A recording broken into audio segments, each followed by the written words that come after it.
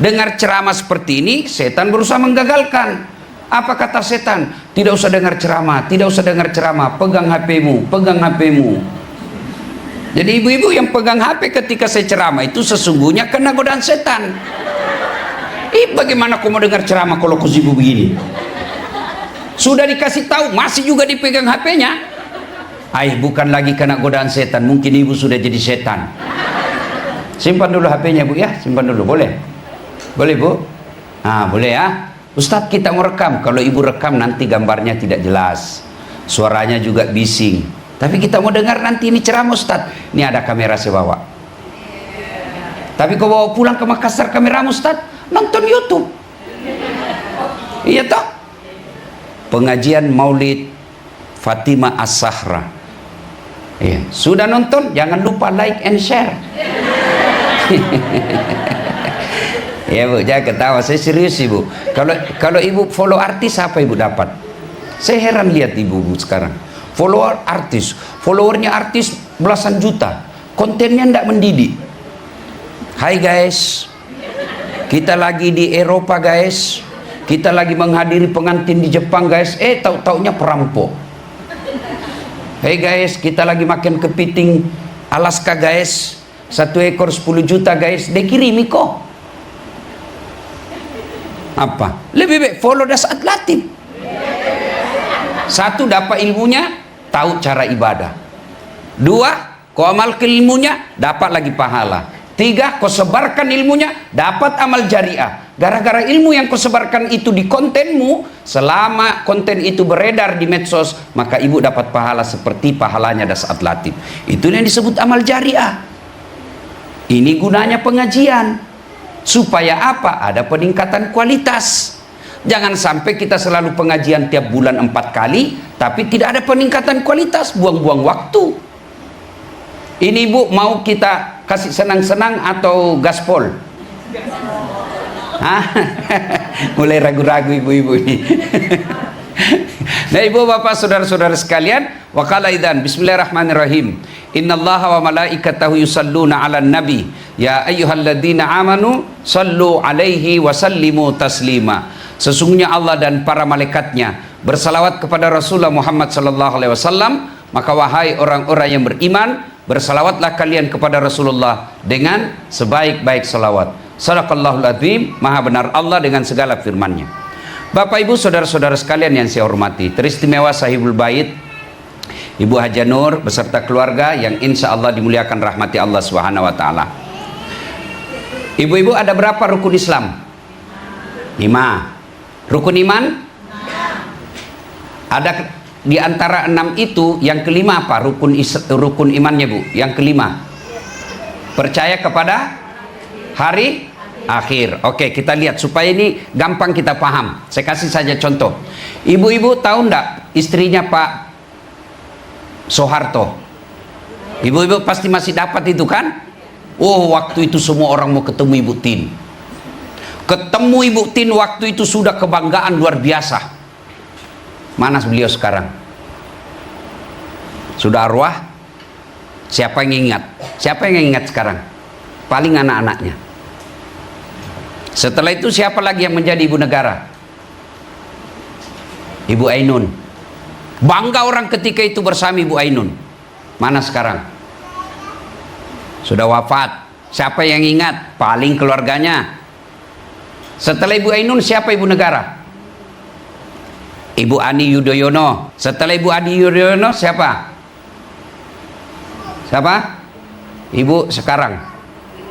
Ibu Iriani. Jawab ibu, iya toh? Itu ibu presiden, apalagi kita, siapa yang mau ingat? Maka ketika kita hadir di pengajian ini, itu dulu yang kita bawa, kehidupan akhirat kita. Supaya apa? Kita lebih gampang membuka hati bahwa oh ini yang kita mau bicara tentang kehidupan kita yang lebih abadi. Ini dunia bu, kecil kalau kau menderita di dunia. Ibu-ibu, bu, kalau ibu merantau ke Banjarmasin tidak enak, di sana ada pilihan tidak? Ada pilihan? Ada, balik lagi ke Jakarta. Selesai. Ibu-ibu jahat suamimu, ada pilihan? Ada. pulangkan saja aku pada ibuku atau ayahku. Selesai. Cuma ada pagi-pagi curhat tadi pagi, jelek sekali sifatnya. Saya kan hampir tiap hari tuh belasan ibu-ibu curhat, saya jelek sekali suami saya Ustaz, ini dia main, dia sebut semua. Bu, pilihannya sabar,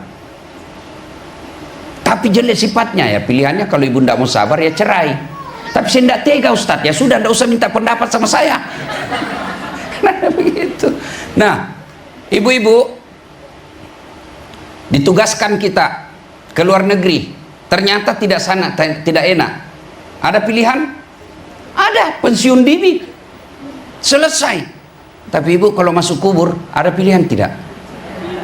Ada pilihan bu, masuk kubur, hendak enak deh keluar dulu. Oh ibu viral satu dunia bu. Bahkan orang yang tinggal di rumah yang mewah seperti ini, kalau ibu balik lagi tidak ada yang mau beli bu. Iya kan? Pasti mati. Maka itu dulu yang kita buka bahwa kita pasti mati. Karenanya kita perlu meneladani orang yang bisa membuat kita selamat dunia sampai akhirat. Nah, ibu tahu Rasulullah, rumahnya itu Rasulullah ibu. Mudah-mudahan ibu pernah lihat. Kalau ibu ke tanah suci, makanya jangan cuma ke penjual emas, ya, masuk juga ke museum Rasulullah. Di museum Rasulullah samping Masjid Nabawi itu, lihat rumahnya Nabi. Kalau beliau berdiri, itu kepalanya tersangkut di atapnya.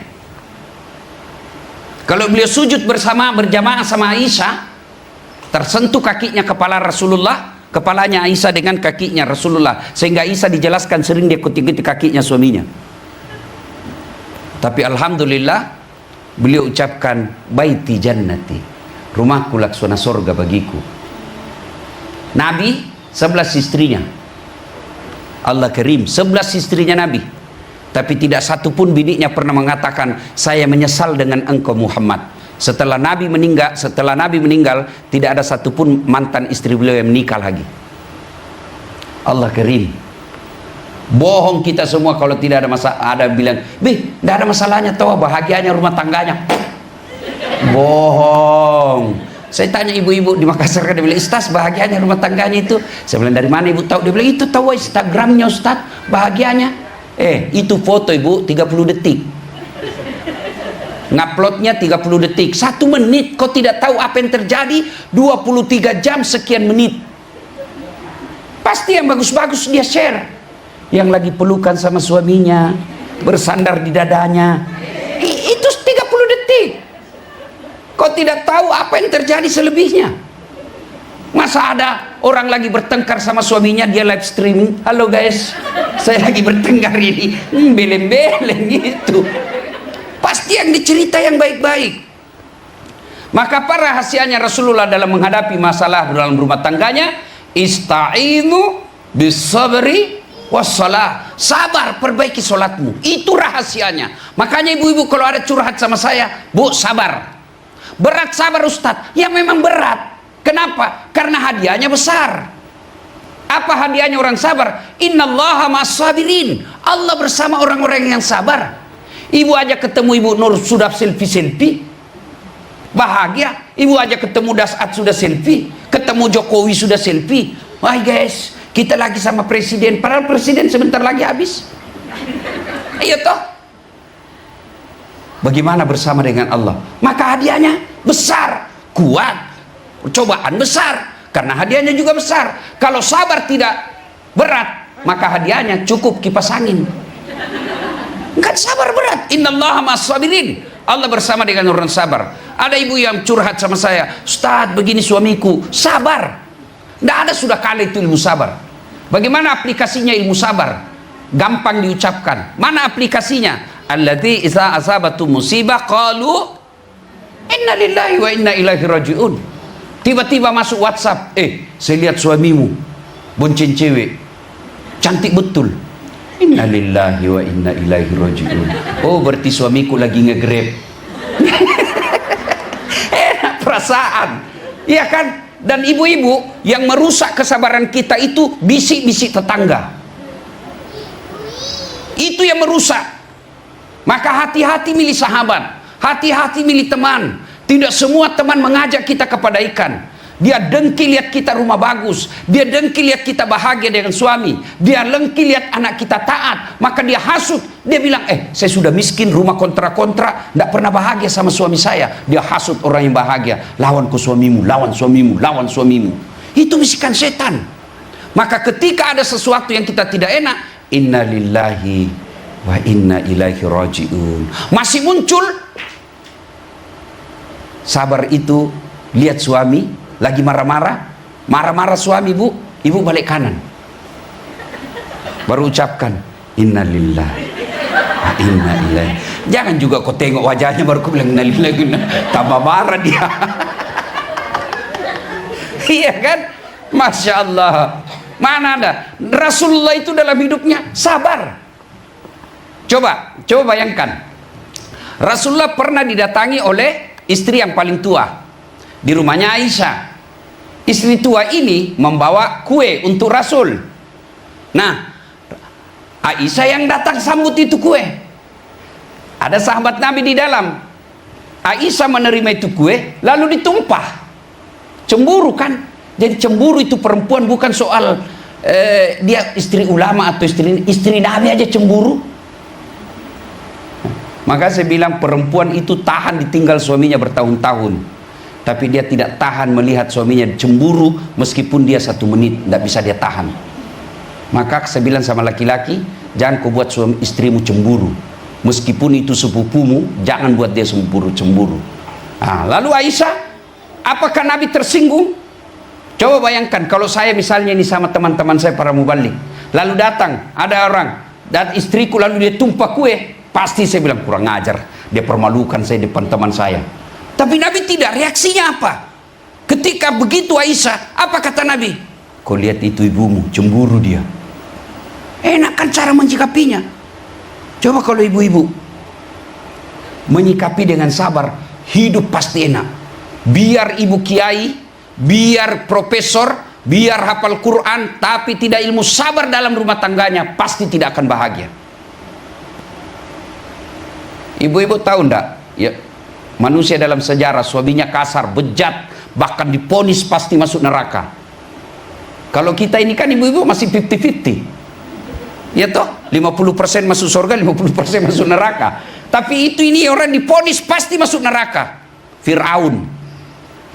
Tapi istrinya salah satu wanita yang kelak akan dijamin pasti masuk surga. Padahal Fir'aun itu suaminya. Ibu-ibu enggak ada istri suami Fir'aun. Iya toh, sejahat-jahatnya suami ibu, tidak mungkin ibu tega katakan kau Firaun. Iya toh, berarti tidak seberapa. Maka kalau marah, ucapkan saja sabar. Nabi katakan resepnya Quran. Ada masalah rumah tanggamu, inna lillahi wa inna ilaihi raji'un. Kenapa sikir ibu-ibu tidak mempan? Coba lihat ibu majelis taklim, hafal itu Asmaul Husna. Ibu-ibu dia hafal itu majelis taklim, dia hafal itu Asmaul Husna. Pakai tetap aja penggosip. Iya toh, kalau kumpul begini itu dia masih gosip. Dia tidak ngomong tapi mukanya sinis. Ada temuannya orang dia lihat dari kepala sampai di kaki. Orang duduk dia sinis. Padahal hafal Asmaul Husna itu. Kenapa? Karena dia tidak sampai di dada, tidak sampai di hati menghafalnya. Dia hanya tampil untuk Asmaul Husna, bukan untuk di rumahnya. Coba kalau ibu hafal Asmaul Husna, di samping suami ibu, suami baring-baring capek, ibu lalu Asmaul Husna, senang itu suami. Ya Allah, ya Rahman. Pasti suami alhamdulillah dalam hatinya, tidak sia-sia saya cari nafkah.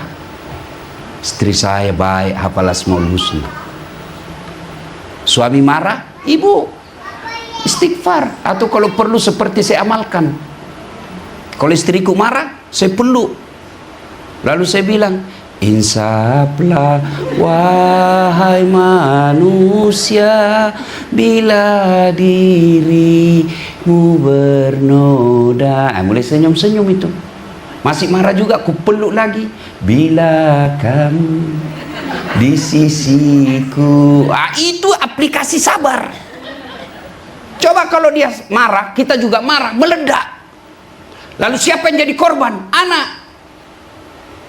Ibu-ibu. Ibu. Kalau ibu meninggal, siapa yang doakan ibu? Suami. Jangan harap ibu. Teman, coba lihat di WhatsApp. Coba lihat itu grup WhatsApp. Jangankan baca doa, ketik doa saja malas teman kita. Apa dikirim? Stiker.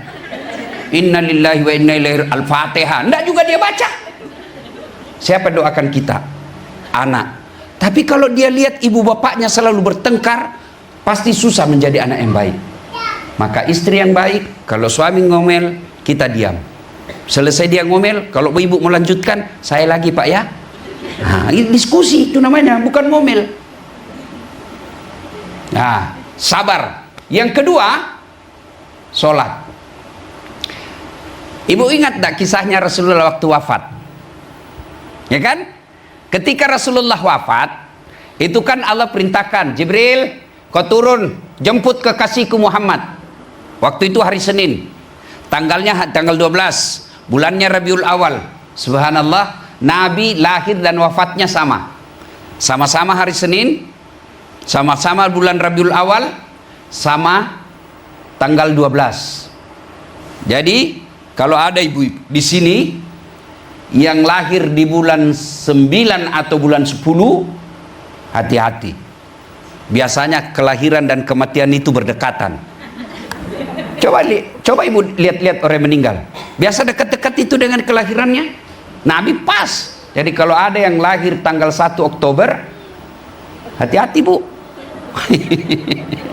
Nah, Allah perintahkan Jibril, kau turun jemput kekasihku Muhammad. Bawa kau 3 malaikat. Israel, Israfil, Mikail. Dengan catatan, tanya dulu. Kalau dia mau dijemput, ambil nyawanya. Kalau tidak, tunda sampai mau. Allah Karim. Turun Nabi. Malaikat Jibril. Langit ke-7 masih berempat. Sampai di langit ke-6, malaikat Jibril berkata, Jibril, kata Jibril, wahai malaikat pencabut nyawa Israel, saya kan tidak bertugas hari ini, hanya kau yang bertugas cabut nyawa, kau turun. Kata malaikat pencabut nyawa, tapi kamu kan circle-nya, kamu kan yang selalu bertemu selama ini. Saya tidak mau deh, kau turun aja. Kalau bahasa kita, turun 3 malaikat. Begitu sampai depan rumah Nabi, ketuk rumahnya Nabi. Assalamualaikum warahmatullahi wabarakatuh. Fatimah buka. Pak, tidak ada orang. Kata Nabi, sudah ada di sampingku. Lalu berkata malaikat pencabut nyawa, ya Muhammad, hari ini saya diperintah cabut nyawamu. Kalau kamu mau, menurutmu bagaimana? Ibu-ibu kira-kira kalau ditanya dulu, saya yakin 1999 tidak ada yang jawab siap. Pasti dibilang tunggu dulu. Nabi, apa jawab Nabi? Hari ini saya siap. Cuma mana ini malaikat Jibril? Ada saya mau tanyakan dulu. Jibril menunggu di atas. Panggil dulu. Datang malaikat Jibril. Ya Jibril, kalau hari ini saya harus menghadap kepadamu, tolong kasih saya berita gembira. Kata Jibril, ya Muhammad, seluruh malaikat yang pernah Allah ciptakan sudah antri menunggu rohmu. Oh, alhamdulillah. Apalagi Jibril, ya Muhammad, meskipun engkau nabi paling terakhir, haram seluruh nabi dari Adam sampai Isa masuk surga sebelum engkau lebih dulu masuk surga. Alhamdulillah. Apalagi Jibril, ya Muhammad, kalau ada dosa dan kesalahan yang pernah kulakukan, Allah telah memberikan ampunan. Alhamdulillah. Jibril, tapi itu kan saya tidak cemas soal diriku Jibril, yang kucemaskan umatku. Bagaimana Fatimah, majelis taklim Fatimah As-Sahra? Bagaimana mereka kasihan? Beliau tidak katakan bagaimana Hasan Hussein, bagaimana Aisyah, tidak. Bagaimana Fatimah, tidak. Tidak satu pun keluarganya dicemaskan. Tapi apa kata Nabi? Itu untuk saya, tapi saya cemaskan. Bagaimana umatku ya Jibril? Jibril berkata, ya Muhammad, tunggu dulu. Ini hak prerogatif Allah. Saya naik dulu. Naik, malaikat Jibril turun lagi, mendapat laporan dari Allah. Ya Muhammad, saya dapat informasi dari Allah. Meskipun engkau sudah tidak di tengah-tengah umatmu, meskipun engkau sudah tidak di Jakarta, selama umatmu berpegang kepada Quran, Sunnah, jangan cemas, mereka akan selamat dunia sampai akhirat. Nabi tersenyum, lalu Nabi berkata, saya siap. Ada 3 pesan Nabi, dengar baik-baik. 1, kata Nabi, jaga solat kalian. Jaga solat kalian. Nabi tidak katakan jaga warisanku. Jaga solat kalian. Ini yang penekanan kita bagi ibu-ibu. Kenapa Nabi selalu mengingatkan jaga solat kalian? Bahkan beberapa hadis dijelaskan perempuan kalau mau gampang masuk surga, salah satu diantaranya dia solat. Beberapa hadis juga menjelaskan salah satu sebab perempuan gagal masuk surga karena menganggap enteng solat. Dan itu saya lihat dalam kehidupan saya sehari-hari. Kapan perempuan banyak tidak solat? 1, kalau ada pesta pengantin. Make up. Apa dilarang make up? Tidak. Ibu make up supaya suami tidak malu dan suami bangga di samping. Itu pahala, bahkan ibadah. Apa ibu berdosa kalau pakai jilbab yang kelilitan-kelilitan itu? Yang selalu saya istilahkan jilbab sakaratil maut. Saya tadi malam ceramah di Malaysia. Itu jilbabnya ibu-ibu Malaysia, gampang sekali dia pakai. Kain segitiga, kasih peniti 1, selesai. Coba kita di Indonesia. Oh, ada kainnya dulu itu 2 meter, dia ikat-ikat dulu. Dia ikat di lehernya. Kainnya 3 lapis di sini, ada kuning biru, dikasih miring lagi sedikit. Ada kembang-kembangnya di sini, ada juga di atas sini. Nah, karena sudah diikat lehernya susah dia balik. Begini dia balik. Tiba waktu sholat, suaminya bilang, bu, kau pergi sholat, saya jualkan kau sawah itu kopi haji. Kau sadar pak? Saya sadar, ini sayang, saya suruh kopi sholat. Kau ndak lihat ini mikapku, ini jilbab susah dipakai. Gara-gara jilbab dia tidak sholat. Dan kita ketawa karena mungkin kita pernah mengalami. Iya kan? Jangan marah ibu ya, jangan marah ya. Ibu kalau marah juga ndak apa-apa, saya sudah mau pulang Makassar nanti. Kapan lagi perempuan banyak tidak sholat? Selesai haid, paham keliru. Katanya Ustadz, kalau selesai haid, subuh baru mulai. Sekalinya subuh kesiangan. Dia bilang lagi, besok lagi Ustadz. Enggak bu, kalau ibu bersih, yakin bersih jam 8 malam, sudah wajib sholat isya. Ibu yakin jam 1 malam bersih, ibu sudah wajib sholat isya. Jangan pura-pura, padahal sudah tahu bersih, tapi ibu merasa pura-pura, maka dosa hukumnya. Ibu tahu enggak? Hukuman meninggalkan sholat. Coba buka surah Al-Quran, surah Al-Hajj. Bagi mereka ini yang selalu anggap remeh sholat, coba buka Al-Quran surah Al-Hajj. Situ Allah jelaskan, 1 kali kau tinggalkan sholat, 1 hari kau di neraka. Berapa namanya 1 hari di neraka? 1000 tahun dunia. Bayangkan itu 1000 tahun. Jadi kalau 5 kali sehari semalam, 5000 tahun. Oh, kok lama betul. Ibu pikir lama karena bandingkan dunia. Akhirat itu tidak ada akhirnya, abadi. Dan ibu mau tahu itu api neraka, buka itu kitab Durratun Nasihin. Kerikilnya neraka diletakkan di kakinya, saking panasnya mendidih sampai kotaknya. Itu yang paling ringan. Kalau ibu masih percaya akhirat. Beda kalau ibu sudah tidak percaya akhirat. Kenapa saya sebut tadi ibu-ibu negara itu? Supaya ibu yakin, ibu negara aja mati. Istri presiden aja mati, dan tidak ada lagi yang mau ingat kecuali keluarganya. Kadangkala ibu-ibu dibodohi oleh mikap tidak sholat. Saya percaya ibu-ibu di sini tidak berani berselingkuh, tidak berani makan barang haram, tapi mungkin ada di antara kita yang masih melalaikan sholat sekali-sekali. Padahal sholat itu puncak penghambaan kepada Allah. Kalau ibu tidak haji, insya Allah masih tetap Islam. Ibu tidak bayar zakat, tetap Islam. Tapi kalau tidak sholat, jelas Al-Fat 29, Muhammad Rasulullah walladzina ma'ahu asidda'u 'alal kufar ruhama'u bainahum tarahum ruk'an sujada. Orang Islam itu rukuk dan sujud, kata Allah. Sholat 5 waktu. Kalau dia tidak sholat, kata Nabi, dia kafir di hadapan Allah. Bahkan Imam Syafi'i menghukumi orang yang tidak sholat, jangan kau sholati ketika dia mati. Jadi sholat, kata Nabi, ketika sakaratul maut, jaga sholatmu. Yang kedua, dengar baik-baik, apalagi pesan Nabi, jaga perempuan di antara kalian. Nabi istimewakan lagi tuh perempuan. Nabi tidak bilang jaga suamimu. Ibu, ibu, ibu tahu enggak istimewanya itu perempuan Islam? Ibu sebelum diadili di akhirat ada 4 laki-laki yang lindungi ibu. Sebelum ibu dipanggil, 4 laki-laki di depan ditanya, mana bapaknya? Kok bisa anaknya begitu? Bapak dulu. Mana suaminya? Suaminya ibu. Mana anak laki-lakinya? Mana saudara laki-lakinya? 4 laki-laki lindungi ibu. Kami laki-laki langsung dorong masuk.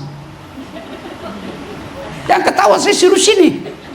Dan hebatnya itu perempuan Islam, dia tidak tanggung dosanya suaminya. Andai saja Islam itu tanggung dosa suami, istrinya Fir'aun tidak masuk surga. Kenapa? Suaminya mengaku Tuhan. Tapi tidak. Itu hebatnya perempuan Islam. Suamimu pesina, suamimu nyembah berhala, pemabuk dan lain sebagainya, tapi ibu menjadi wanita soleha. Kata Nabi, tadahulul jannati bisalam. Silakan kau masuk surga dari pintu yang mana kau suka. Kau silakan pilih di pintu. Itu nanya, beda kami laki-laki. Ditanggung ibu dunia akhirat. Saya meskipun ustadz, tapi istri saya tidak sholat, dicari. Mana ini suaminya ini? Saya ustadz, penceramah, tapi istri saya tukang gosip. Kenapa begini istrimu? Kau kecana kemarin ceramah, kenapa istrimu begini? Saya penceramah, tapi istri saya tidak bayar utang puasanya. Saat, kenapa itu istrimu tidak bayar utang puasanya? Dicari. Itu di akhirat, apalagi di dunia. Ibu pikir dunia ditanggung ibu di dunia. Maksudnya apa Ustaz? Malu juga kita laki-laki kalau sudah 2 kali lebaran istri itu terus baju-barunya. Malu kita. Kita pulang kampung, ada istrinya adek, ada istrinya kakak, istrinya yang 2 ini pakai baju baru, istri kita enggak. Malu kita. Ditanggung, dipikir bagaimana supaya istri bisa pakai mobil mewah. Dipikir bagaimana supaya istri buka glowing. Dipikir semua itu. Mana ibu pernah pikir suaminya supaya bisa beli emas? Enggak kan? Maka itulah sebabnya kata Nabi, ridanya suami, ridanya Allah tergantung ridanya suami. Maka Allah katakan melalui nabinya, jaga perempuanmu. Apa yang perempuan perlu dijaga? Perempuan, 1, tidak boleh keluar rumah tanpa izin suami. Coba ibu dengar kisahnya lagi nih, sahabat Nabi. Ya. Melapor ibu-ibu kepada Nabi, ya Rasulullah, keterlaluan itu tetanggaku. Kenapa? Masa ibunya dari sakit sakaratil maut sampai dimakamkan, 3 kali saya datang panggil ya Rasul, dia tidak datang-datang. Woi, kok bisa itu anak? Ya Rasul, katanya suaminya pergi cari nafkah, dipesan sama suaminya, jangan kau keluar rumah sebelum saya pulang. Sakit ibunya, datang tetangganya panggil, ibumu sakit, kopi. Saya mau sekali pergi lihat, tapi saya dipesan suami, tidak boleh pulang, tidak boleh keluar sebelum saya pulang. Sakaratil maut, datang lagi, mamamu sudah mau mati, kau datang lagi, tidak bisa, suami saya belum pulang. Datang lagi, terakhir kasihan kopi, lihat mamamu mau dikuburkan, suami saya belum pulang. Dengar ini, apa Nabi marah? Dengar ibu, kata Nabi, alhamdulillah diampuni ibu yang meninggal karena punya anak yang taat terhadap perintah suaminya. Jangan lagi ibu-ibu marah ya. Kenapa saya bahas ini? Karena pesertanya ibu-ibu. Untuk apa bapak-bapak saya SMS kalau tidak ada di sini? Iya kan? Makanya lain kali kalau pengajian perlu juga bikin pengajian khusus bapak-bapak. Tapi bapak-bapak tenang ibu. Metodenya itu saya lihat ibu-ibu kalau dia nasihati suaminya, dia baring-baring baru dia putar ceramahnya dasat. Kau lihat itu suami yang baik. Dia putar juga suaminya, ini istri yang baik. Ya. Nah ibu bapak saudara ibu-ibu yang saya muliakan, ibu tahu tidak seandainya tidak ada Rasulullah, tidak ada harkat dan martabatnya itu perempuan. Namanya masyarakat jahiliyah ibu, itu perempuan dianggap aib. Lahir hanya untuk melahirkan. Tugasnya pun kalau dia besar 3, dapur kasur sumur, sumur dapur kasur, kasur dapur sumur. Di situ aja mutar-mutar. Bahkan zaman jahiliyah itu perempuan bu boleh barter. Saya judi dan saya suka istrinya lawan, dia bilang yang saya kalah, kau pakai istriku 2 hari. Itu wanita zaman dahulu. Turun Rasulullah memuliakan Islam. Wanita adalah tiangnya negara. Coba luar biasa. Bahkan ulama mengatakan perempuan itu ibarat 5 jari. Perempuan ini jari manis, jari kelingking. Coba lihat ini jari kelingking bu, kecil tapi mana-mana saja dia bisa masuk. Masuk. Itu perempuan itu lemah tapi bisa menghancurkan satu kepala negara. Nah, ibu-ibu yang saya muliakan, Maulid ini adalah wujud kecintaan kepada Rasul. Yang kedua, kalau mencintai Rasul, bagaimana cara mencintai Rasul? Banyak berselawat. Ibu-ibu, kalau mau suami dilindungi oleh orang-orang jahat, salawati terus. Suami pergi, bayangkan wajahnya, salawati. Atau kalau bisa ibu dia tidur, salawati ubun-ubunnya. Tidur, ibu salawati misalnya, Allahumma shalli ala sayyidina. Dia bangun, apa? Saya salawati kau sayang. Kenapa? Supaya Allah lindungi kamu. Nah, ada ibu mau beli, salawati. Sudah salawati, dekat-dekat sama Ibu Haji. Mudah-mudahan berkahnya turun, Ibu Haji kasih ceper. Itu tidak bisa juga berdoa saja, baru tidak ada usaha, tidak. Ya, salawat saja. Masya Allah. Yang ketiga, kalau cinta kepada Rasul, setelah berselawat, apalagi? Ibu-ibu, amalkan sunnah-sunnahnya. Tidak usah yang berat-berat. Ibu-ibu, saya anjurkan mulai besok, tiada hari tanpa sholat duha. Ibu mau tidak bantu suami cari nafkah? Mau tidak ibu? Mau toh? Siapa yang menentukan nafkah?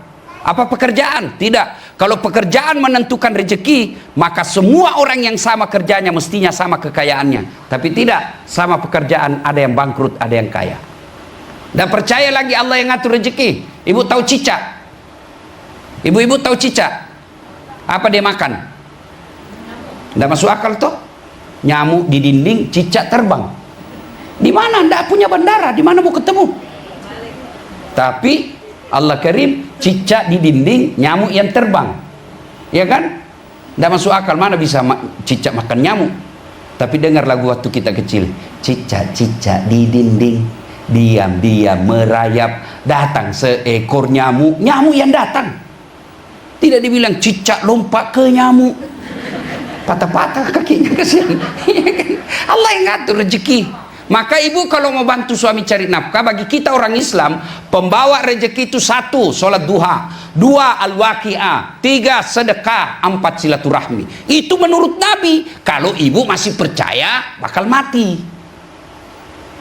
Nah, suami pergi cari nafkah, ibu sholat duha 8 rakaat. Selesai sholat duha, doa, ya Allah bukakan pintu rezeki suamiku. Kalau masih di atas langit turunkan, kalau masih dalam tanah munculkan, kalau masih jauh dekatkan, kalau sedikit cukupkan, paling penting berkahkan. Baca itu doa tuntunan sholat duha. Kan begitu doanya. Coba dengar redaksinya.